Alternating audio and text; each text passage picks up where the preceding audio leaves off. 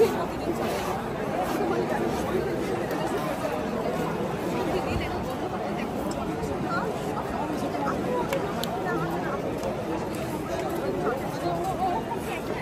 যেটা প্ল্যান ছিল যে আমরা সর্বপ্রথম আমাদের ক্যাম্পাস প্রাঙ্গণে আমাদের আন্দোলনটা পরিচালিত করব। পরবর্তীতে আমাদের আলটিমেটাম অনুযায়ী যদি কর্তৃপক্ষ কথা না বলে তখন হচ্ছে আমরা 12:30টার সময় বিএনএস ঘেরাও করার প্ল্যানটা ছিল, কিন্তু বর্তমানে স্থগিত করে আমরা ক্যাম্পাসের ভিতরে আসছি। যেটা মূল কারণ হচ্ছে কর্তৃপক্ষ যেন কখনো বলতে না পারে যে আমরা তাদের পর্যন্ত আসিনি বা তাদের সুযোগ দিইনি কথা বলে। আমরা ভিতরে এসেছি, তার সাথে কন্ট্যাক্ট করার চেষ্টা করছি, বারবার মাইকিং করা হচ্ছে যে আমরা কথা বলার জন্য প্রস্তুত। তারপরে যদি আমাদের সাথে কেউ যোগাযোগ না করে তখন আসলে আমরা আমাদের আজকের সুস্পষ্ট কিছু 6টি দাবি আছে। দাবিগুলো হলো: প্রথম দাবি, নিহতদের সঠিক নাম ও তথ্য প্রকাশ করতে হবে। দ্বিতীয় দাবি, আহতদের সম্পূর্ণ ও নির্ভুল তালিকা প্রকাশ করতে হবে। তৃতীয় দাবি, শিক্ষকদের গায়ে সেনাবাহিনীর সদস্যদের হাত তোলা এই জঘন্য ঘটনার জন্য জনসম্মুখে নিঃশর্ত ক্ষমা চাইতে হবে। চতুর্থ দাবি, নিহত প্রতিটি শিক্ষার্থী পরিবারকে বিমান বাহিনীর পক্ষ থেকে ক্ষতিপূরণ দিতে হবে। বিমান বাহিনীর ব্যবহৃত ঝুঁকিপূর্ণ ও পুরান প্লেনগুলো বাতিল করে আধুনিক প্লেন চালু করতে হবে। এবং ষষ্ঠ দাবি, বিমান বাহিনীর প্রশিক্ষণ পদ্ধতি ও প্রশিক্ষণ কেন্দ্র জনবহুল এলাকা থেকে দূরে নিতে হবে। এই আজকে এই 6টি দাবি আমরা এখানে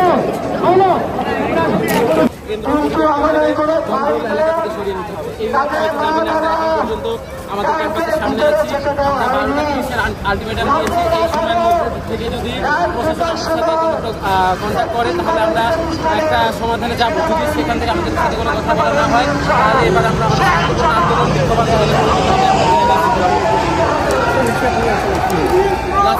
আমাদের rover scout unit, BNCC unit সবাই ভিতরে যখন উদ্ধার কাজ চালু রাখে তখন অন্ততপক্ষে আমরাই 50-এর অধিক লাশ উদ্ধার করি। কিন্তু দিন শেষে যখন হসপিটালগুলো আমরা খোঁজখবর নিই এবং আর্মির থেকে জানতে চাই তখন তারা আসলে প্রকাশ করে 20-30 জনের সংখ্যা, যে 20 জন নিহত হয়েছে এবং 10 জন আহত।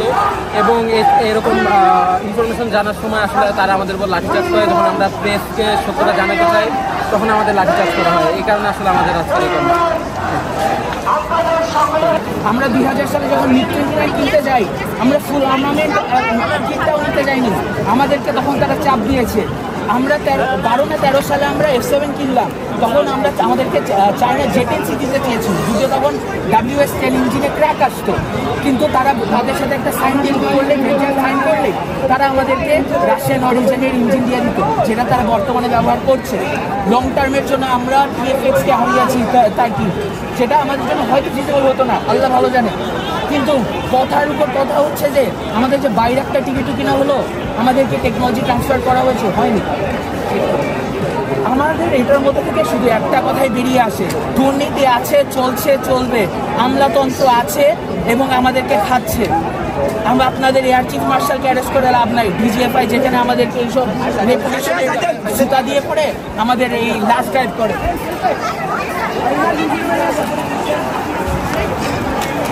আমার ভাই পরিবার সবাই বাইরে, কালকে আমি বাসার থেকে সব দেখছি, আজকে ফাইনালি আসছি।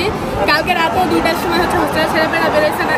আমরা তো শুনছি এরা বালতি দিয়ে নাকি হাঁটি সব দিকতে নিয়ে গেছে, এতটুকু বেসিক্যালি জানি। এখন আসছি, এখন এসে দেখি ওখানেও ঝামেলা। এখন আমরা স্টুডেন্টরা আসছি তো জাস্টিস নেওয়ার জন্য। আমাদের কথা হইতেছে যে যেটা রিয়াল আহত নিহত ওইটা বের করতে হবে, আর আমাদের টিচারদের কেন খাচ্ছে, এটা আমাদের কথা।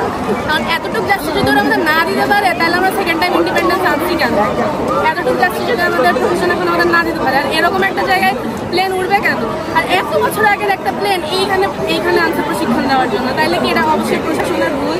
তাহলে এখন যদি প্রশাসনের ভুলের কারণে আমাদের এত কিছু ফেস করতে হয়, তাই তো প্রশাসনের ভুল, ওদের তো এটা দায়বদ্ধতা নিতে হবে। ওরা যদি দায়বদ্ধতা না নিয়ে এখন আমাদের গায়ে হাত তুলে তাহলে সেটা ভুল না, এখন সেটা জাস্টিস আমরা নিব না।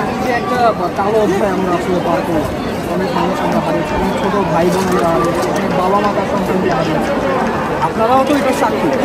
আসলে কেমন লাগছে, আসলে কী করা উচিত বলে মনে হয়? আসলে আমার তো এখন এই ব্যাপারে কিছু মানে কী যে বলবো, আসলে কালকে যে অবস্থা দেখলাম এখানে, মানে এদের হচ্ছে আমার বড় ভাইরা এখানে ছিল, ওরা দেখছে যে এরা বের হয়েছে, কারোর হাফ বডি আছে, কারোর হাফ বডি নাই। এখন এইগুলো নিয়েও যদি বৈষম্য হয়, এইগুলো নিয়েও যদি রাজনীতি হয়, এইগুলো নিয়ে ভাগ হয়ে গেছে। আপনারা কি কালকে ছিলেন? এখানে ছিলাম, আমরা ঘটনাস্থলে ছিলাম না, মানে আমরা হাসপাতালে গিয়েছি। একজন মারা গেছে। এখন আমি শুনছি আরও কয়েকজন এখানে ছিল যারা তাদেরকে হচ্ছে আমি হসপিটালে ভর্তি হয়েছে। একজন হচ্ছে আইসিইউতে আছে, তার 50% পুড়ে গেছে। আপনার কোনো সহপাঠী মারা গিয়েছিল? যে তানভীর নামে আমার একটা ফ্রেন্ড আছে, ক্লাস 8 থেকে।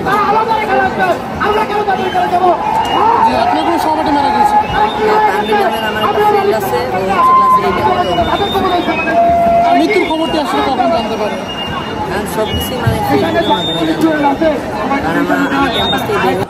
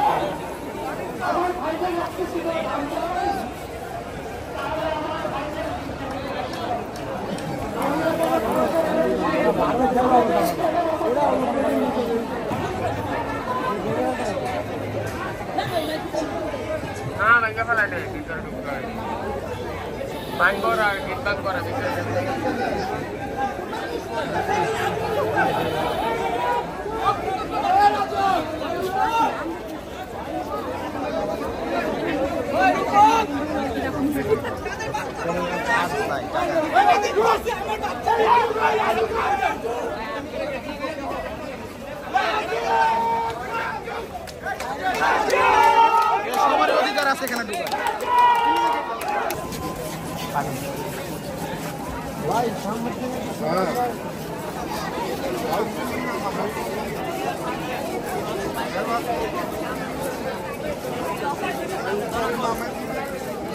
নিচে